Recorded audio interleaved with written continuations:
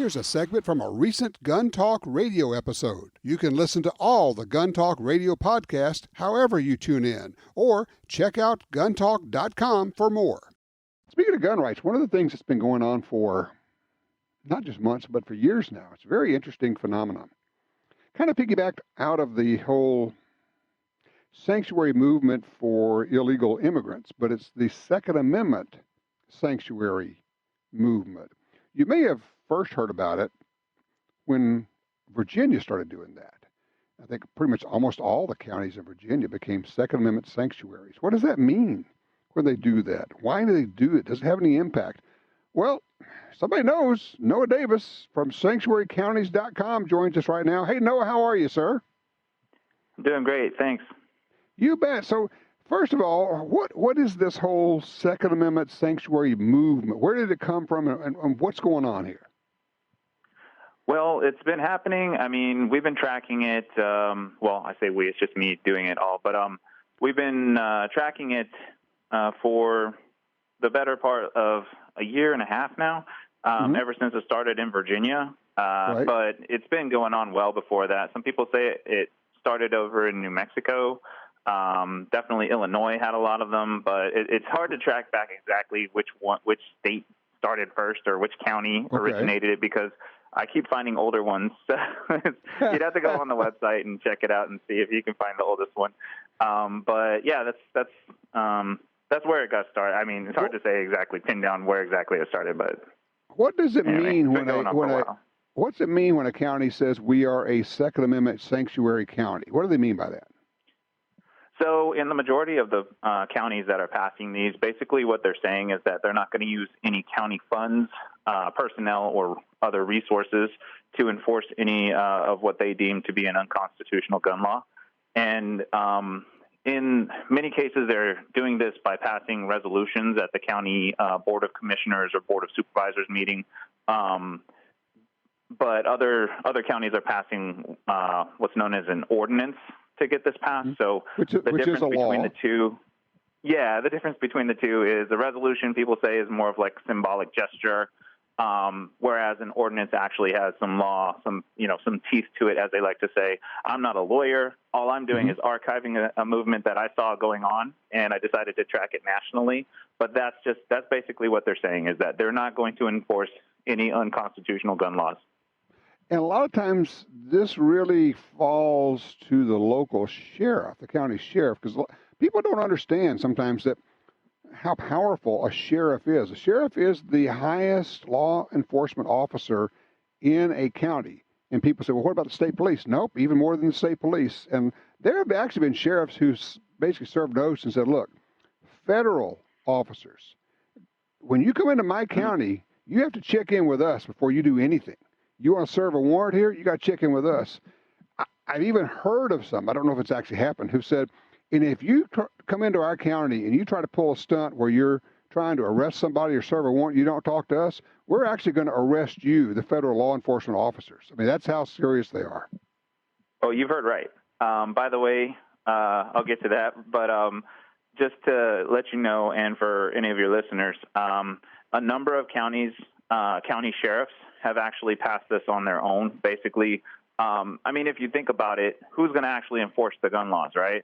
It's going to be the sheriff. So you can, if you can't get if maybe your county board is not in tune with the Second Amendment, and they didn't actually believe in the oath that they took, then maybe you can get your county sheriff on board and get them to pass it and just say, hey, I'm not going to enforce any new unconstitutional gun laws. But what you were speaking on just a minute ago about actually arresting federal agents and whatnot, the first instance that I saw of that taking place, I believe, was in Newton County, Missouri.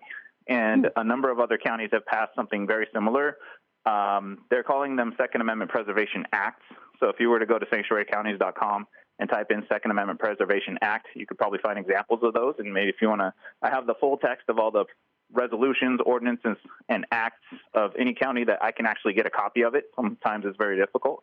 Right. But you can take that text, switch out the name of the county, take it to your county commission, and see if you can get it passed there. Oh. That's the reason I made the website. Huh. Okay. Well, I was going to ask why do this, but so that it makes it easier for people to say, oh, I see how they're doing this. and then we can use this as the model to go do this where I live. That's exactly what I was doing. So when I first started the website back, I think it was 2019, 2018. Anyway, when I first started, it was the Democrats had taken over in Virginia, and they started introducing crazy gun laws that would have made me a felon overnight. So I was understandably concerned about this, as were many Virginians. And one of the ways that we started, working to get around this was basically by passing these sanctuary resolutions. But it wouldn't have gone so far had we not been able to coordinate with one another and share resources. So one of the things that was happening was people would put these resolutions in a Facebook group, and they would share information about county board meetings. And I was taking that information out of the private group, adding it to a public website, and then sharing the link back into the group so people could send it out of the private Facebook group. But after a while, I started realizing this was happening outside of Virginia as well. And so I decided to switch to a national, archiving, because nobody was tracking it nationally. And so I'm keeping copies of the resolutions, ordinances, acts, and whatnot on the website so that other people can actually go grab the text, take it to their commission or the sheriff or whoever, and say, hey, why can't we do this? And I'm also, on top of that, creating maps showing all the counties. Right. And mind you, I'm just one person doing this in my spare time. But, so I hear you. If your county's not on the map, I will get there. Just give me some time. But they can take that map and show it to their county board of commissioners and say, look, there's 20 counties in our state that are doing it, that have done this already. You can't tell me that you can't do it because it's been done. Now, we're over 1,200 now counties that have passed these across the United States. So you can't tell me that it can't be done in our county too. The website is sanctuarycounties.com. I'm looking on it right now. And where you started, Virginia, it looks like more than 95% of the counties. You have 95 counties in Virginia that are now Second Amendment sanctuary counties, which is phenomenal. Yes, sir. It went 0 to 60 quite quickly, as they say. But we went nuts. Kentucky did something very similar. Let me ask you, what is the benefit to us? On the one hand, it almost feels like a feel-good kind of thing. Is there any real benefit to this? Yes. Okay. So I would say that there's a benefit. And one of the arguments that I see, because mind you, I've watched more county board meetings than I care to admit, and they are boring as heck. But one of the arguments that I see made often is that this is just symbolic. It doesn't really do anything. Right. But one of the things that I like to point out is that if you take a look at these maps that I'm making, and you start noticing green, green, green, you look at like a state like Virginia, for example, I'll use my own state. That whole map turned green, right? Yeah. And so now you got these state legislatures that are like, well, maybe we shouldn't pass that new gun bill we were talking about because it would appear that all the counties inside of Virginia don't want it. So it's a way to make a statement. Is it a symbol? Yeah, but symbols have power too. Additionally, keeping in mind that these, politicians at the state level, they're politicians. They want to go where the voters want them to go, right? And so this is letting them know, hey, we don't want that. Maybe if all the counties in your district are now turning green on my map, maybe I shouldn't do this, right? Maybe I shouldn't, weasel out of the Second Amendment like that. Yeah, because that there's people talk to them and say, well, people don't really, want you to do this. Or the people really want, this is what they're told all the time, the people really do want more gun control. They really do. Just some common sense. Just common sense, right?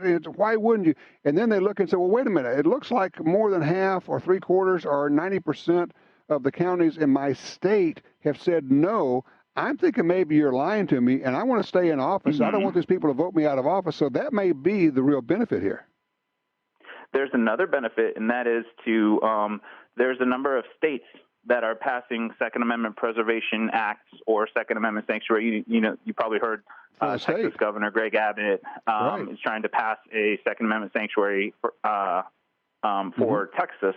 Well, this also provides ammunition at the state, level to say, hey, these people actually want it, because you get a lot of Republicans that are kind of squirrely, right, when it comes to our rights, and when they shouldn't be. They talk a good game when they're trying to get elected, but then they actually get in power and they, Absolutely. Anyway, so this is actually a good way to show them, hey, we actually meant it when we, elected you because you said you supported the Second Amendment. So go do your job and support it at the state level. So this is just another bit of ammunition, so to speak, for them to go and pass these at the state level. Hey, Noah, let me just do this. I'll offer you a huge Gun Talk attaboy. Thank you for doing what you're doing, putting all this together. I know it's a lot of work. The website is sanctuarycounties.com. And if people want to support you, they can do it. You've got a link on there for Patreon. People can throw some money your way just to help out, because I know this thing takes a lot of time. Yes, thank you. All right. I really appreciate your time. Absolutely. Thank you so much. Again, sanctuarycounties.com. Go take a look at it. See if your county's there. If not, maybe you're the person on the ground. So, hey, we'll put our group together here, and a group can be 4 people. We're going to make it happen. Again, thanks, Noah. That's the kind of activism, one guy making a difference.